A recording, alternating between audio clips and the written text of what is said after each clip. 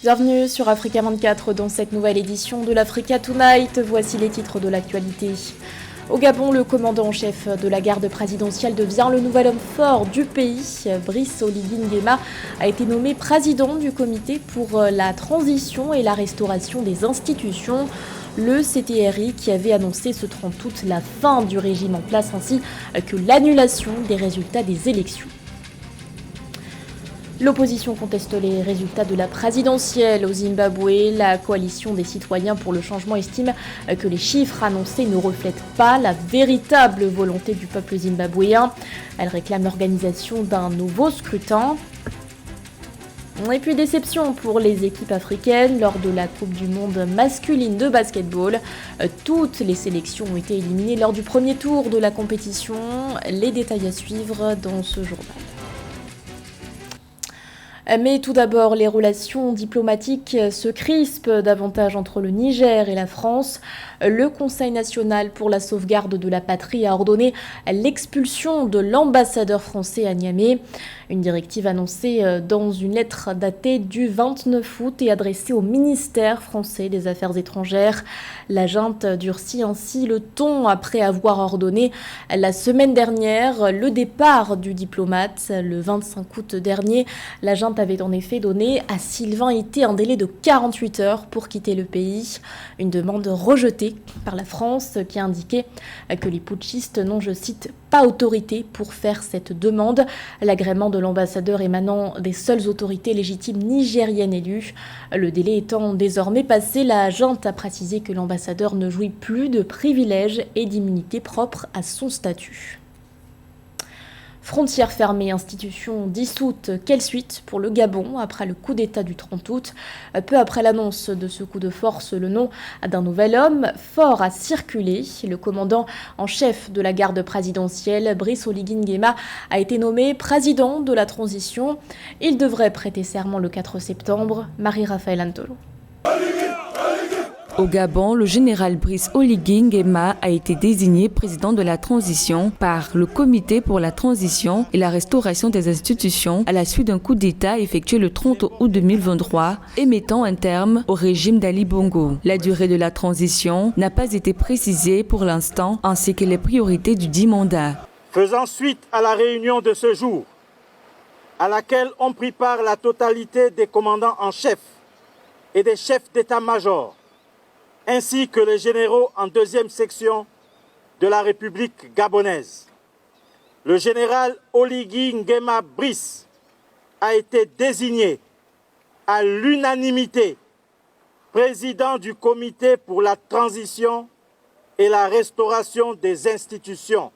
Le président de la transition, Brice Oligui Nguema, qui après sa nomination a souligné la nécessité de maintenir le calme et la sérénité dans le pays suite à cet événement historique après l'engagement de préserver l'outil économique du pays, garant d'une prospérité sociale. Le comité pour la transition et la restauration, qui maintient le couvre-feu jusqu'à nouvel ordre, appelle tous les Gabonais à renouer avec leurs activités. Le CTRI a également annoncé la reconnexion à la fibre optique suspendue depuis le 27 août 2023. Le général Oligui Nguema ordonne la reconnexion de la fibre optique et le rétablissement des signaux des chaînes radio-télévisées internationales sur les différents bouquets de diffusion existants au Gabon. Ali Bongo, le président déchu, a été placé en résidence surveillée avec sa famille et a été mis à la retraite. Plusieurs de ses proches ont été arrêtés par les putschistes. Il s'agit notamment de son fils Noureddine Valentin. Le coup d'État au Gabon a été condamné par plusieurs institutions internationales, dont l'Union africaine qui a invité la junte au pouvoir à garantir l'intégrité physique du président Ali Bongo Ondimba, des membres de sa famille ainsi que ceux de son gouvernement. Et au lendemain de ce coup d'État, Alternance 2023 a adressé un message aux militaires. Mike Joktan, porte-parole de la principale plateforme de l'opposition, estime que le processus de consolidation des résultats doit se poursuivre. Écoutons-le. Bien, mais la réaction qui est la mienne, c'est celle du groupe Alternance 23 et du candidat consensuel. Premièrement, il y a eu l'annonce des faux résultats par le président du CGE qui n'avait pas d'autre objectif que d'aider Ali Bongo à se maintenir au pouvoir. En réaction à cela, l'armée, les forces de l'ordre de sécurité qui, elles, sont au fait des vrais résultats, ont réagi tel que nous le savons. Et donc, aujourd'hui, nous les félicitons pour cet acte patriotique, mais nous pensons qu'il est bon que le processus de consolidation des résultats se poursuive et que le vainqueur de cette élection soit proclamé et puisse effectivement, parce qu'il possède la légitimité populaire, la légitimité du vote, puisse légitimement diriger le Gabon. Donc voilà où est-ce que nous en sommes. Écoutez, dans tous les pays du monde, il y a une juste répartition des rôles. Nous, en tant que politiques, nous avons vocation à diriger le pays. Les militaires ont vocation à le protéger et à ne pas s'immiscer dans la chose politique. Donc, nous considérons que ce dialogue, de toutes les façons, ne peut pas ne pas avoir lieu à un moment ou à un autre. Maintenant, comme vous dites, si ce dialogue ne devait pas se faire à cause de l'une des parties qui n'y serait pas préparée, eh bien, nous aviserons. Vous savez, dans Alternance 23, nous sommes un groupe soudé, uni, et nous prenons des décisions de façon collégiale et de façon consensuelle. Nous avons montré à la face du monde que nous étions capables de nous entendre, même dans les moments difficiles. Et ce sera comme ça encore demain. Et outre l'Union africaine, sachez que la communauté économique des États de l'Afrique centrale a elle aussi réagi à la suite de ce coup d'État. L'instance réclame un retour rapide à l'ordre constitutionnel. Elle indique par ailleurs attendre, je cite, la convocation imminente d'une session extraordinaire de paix et de sécurité de l'Afrique centrale. Au Zimbabwe, l'opposition hausse le ton après la publication des résultats de l'élection présidentielle. Résultats selon lesquels le chef de l'État sortant, Emmerson Mnangagwa, est arrivé en tête avec 52,6% des suffrages, suivi de Nelson Chamisa qui a recueilli 44% des voix. À peine dévoilés, ces chiffres ont aussitôt été contestés par son parti, la Coalition des citoyens pour le changement, qui dénonce un processus électoral chaotique et nul. Mildred Diamou. La coalition des citoyens pour le changement conteste les résultats des élections générales du 23 août 2023 au Zimbabwe, dénonçant des irrégularités et une fraude perpétrée par la commission électorale du Zimbabwe. Le leader du principal parti d'opposition, Nelson Chamisa, qui a obtenu 44% des voix selon les résultats provisoires publiés le 26 août 2023, revendique la victoire présidentielle. Il affirme avoir remporté l'élection avec plus de 60% des voix, contrairement aux chiffres annoncés par la commission électorale qui donne pour vainqueur le président Emmerson Mnangagwa dès le premier tour, avec 52,6% des suffrages exprimés. We reject this sham result and flawed process based on the disputed figures. The Electoral Board ZEC. Nous rejetons ces faux résultats basés sur des chiffres contestés. Malheureusement, une fois de plus, la commission électorale du Zimbabwe n'a pas rempli son mandat constitutionnel en n'annonçant pas les résultats corrects et précis. Malgré les défauts de l'élection, les vrais résultats auraient dû être annoncés parce que nous avons ces résultats. Nous travaillons avec le V11, mais ils ont utilisé le V23 et les résultats du V23 ne correspondent pas à ceux du V11, particulièrement pour le président. Il est donc important que celui qui siégera sur le trône du gouvernement dans ce pays soit aligné sur la légitimité et cela ne peut être réalisé qu'en respectant ce pourquoi le peuple a voté, même lors d'élections non libres et injustes comme celle-ci. And this can only be achieved through respecting what the people voted for, even in an unfree and unfair election such as this one.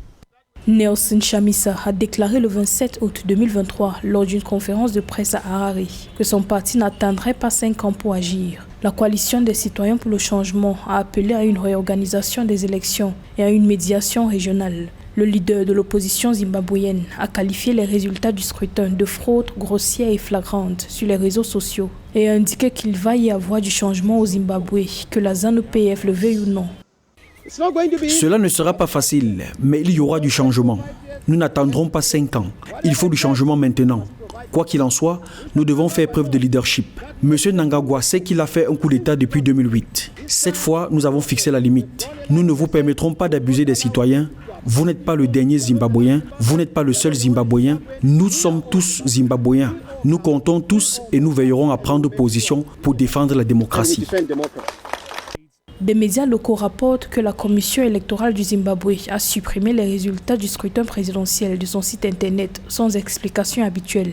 Les observateurs internationaux ont quant à eux signalé une répression des électeurs qui a conduit à une faible participation au scrutin. Le président réélu, Emmerson Mnangagwa, a rejeté les accusations de fraude électorale, déclarant que toute personne remettant en cause les résultats des élections devrait se rapprocher des tribunaux. C'était son premier voyage à l'étranger depuis le conflit qui a éclaté en avril dernier au Soudan. Le général Abdel Fattah al-Burhan s'est rendu en Égypte le 29 août. Au programme de son séjour, une rencontre avec le président Abdel Fattah al-Sisi. Les deux parties ont notamment évoqué des pistes pour tenter de trouver une issue à la guerre qui perdure. Une issue qui doit préserver la souveraineté et l'intégrité de l'État soudanais, stipule le communiqué égyptien. Marie-Raphaël Antolo.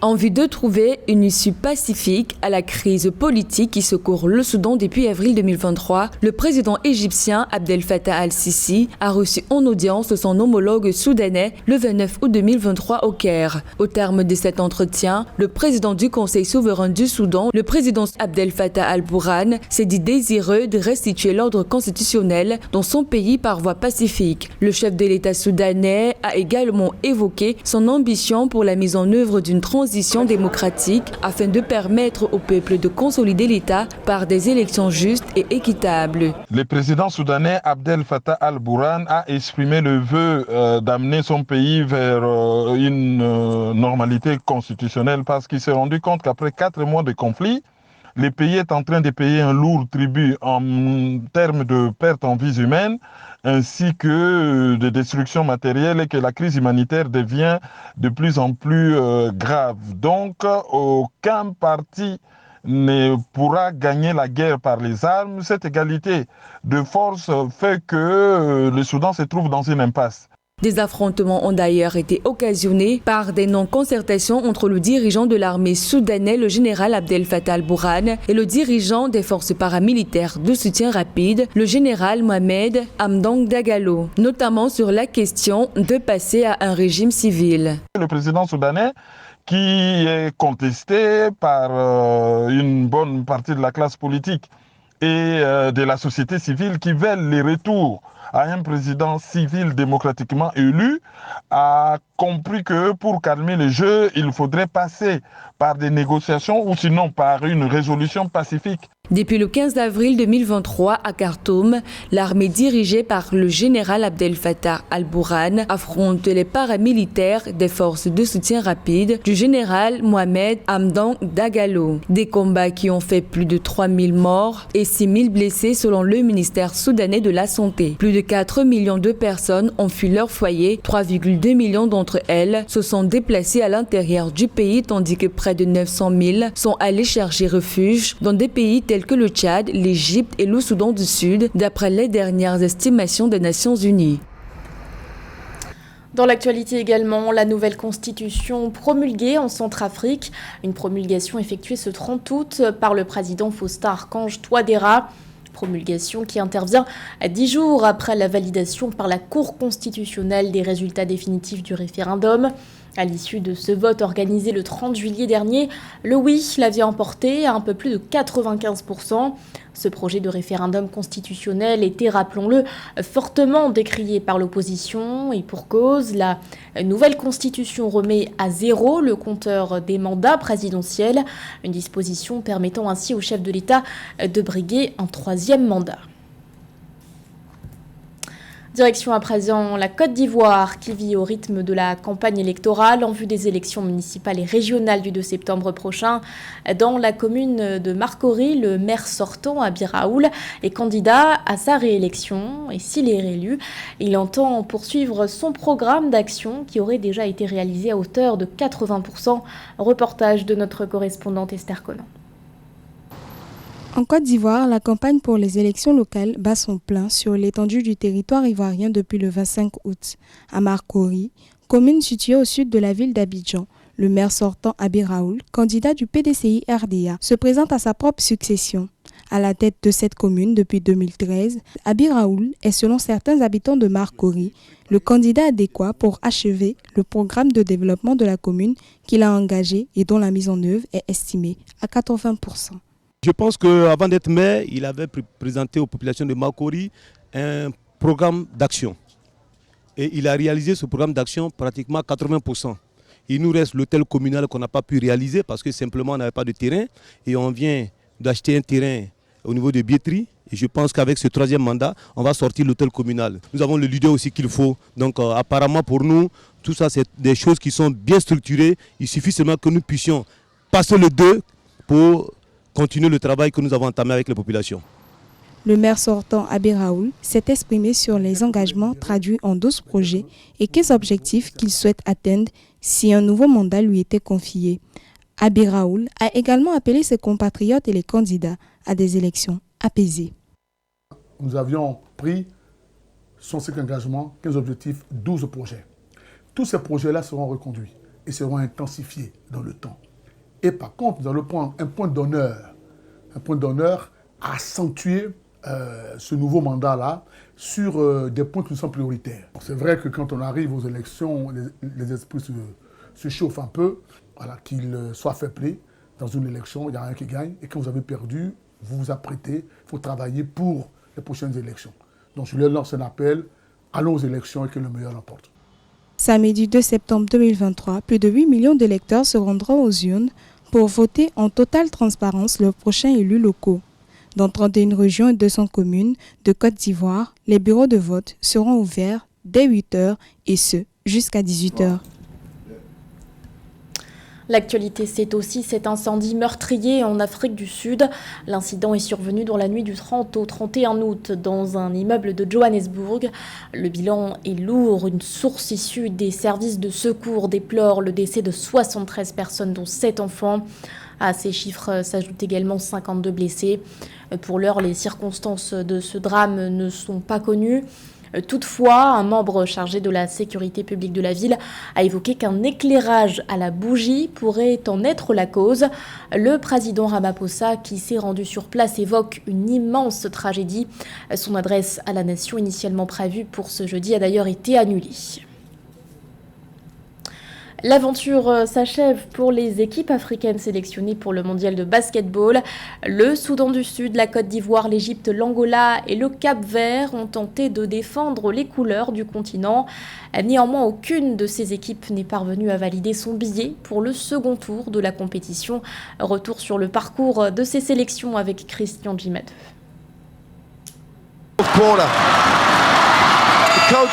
Fin de parcours en Coupe du Monde de basketball senior masculin pour les 5 équipes africaines éliminées au premier tour. Après l'Égypte et l'Angola le 29 août 2023, le Soudan du Sud, la Côte d'Ivoire et le Cap-Vert ont tous perdu leur 3e match de poule ce 30 août 2023. Le Soudan du Sud s'est incliné face à la Serbie 83 à 115. La Côte d'Ivoire a échoué devant le Brésil 77 à 89. Et le Cap-Vert a été moins efficace que la Slovénie, vainqueur 92 à 77. Les espoirs de voir une équipe africaine au second tour passent ainsi sous l'anneau. Place au bilan. Qu'à cela ne tienne, de façon globale, on a quand même vu des équipes africaines qui ont regardé droit dans les yeux beaucoup de nations qui étaient juste là considérées comme des ogres du basketball mondial. Souvenez-vous de la victoire d'une vingtaine de points du Sud-Soudan face à la Chine. On voit quand même qu'il y a un nivellement de valeur par le haut au niveau du basketball africain parce que on voit quand même des équipes mondiales sans le Sénégal, sans le Nigeria qui sont quand même les cadors du basketball africain. Je pense que sur les 20 dernières années, la Tunisie même aussi, je pense que sur les 20 dernières années, je ne suis pas sûr qu'on ait vécu un cas de figure pareil. Et donc ça veut dire que globalement, le niveau du basketball africain est en train de monter. Le mondial senior masculin de basketball n'avait pas bien démarré pour les sélections africaines le 25 août 2023.